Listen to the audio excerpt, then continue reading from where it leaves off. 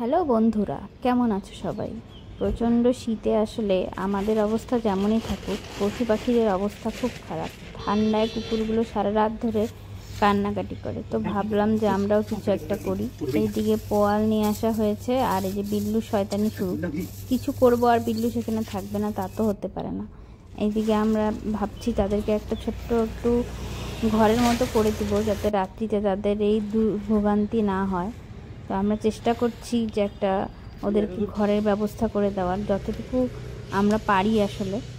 তো এইদিকে আমরা পলিথিনটা বাঁধছি, আর বিল্লু তো আমাদের সাথে থাকবেই, ও না থাকলে তো কোনো কাজই হবে না। এদিকে পলিথিনটা বাঁধা হয়ে গেল। তো পোয়ালের উপরে চট দিয়ে দিয়েছি, বাহিরেও চট দিয়েছিলাম, কিন্তু কে যে নিয়ে যায় চুরি করে, ওই জন্য ঘরের ভিতরেই এবার দেয়া হয়েছে। তো দেখা যাক ওরা ওদের ভয় কাটায় আসতে পারে কি না। তো আমরা রেডি করে দিলাম ছোট্ট একটু মতো ঘর। এদিকে বিল্লু নিজের কাজ নিজে চালাচ্ছে।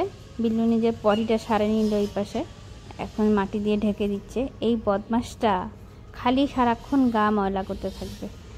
তো আমরা এখন ওদেরকে ডাকছি যে আসার জন্য, কিন্তু ওরা অনেকটা ভয় পাচ্ছে।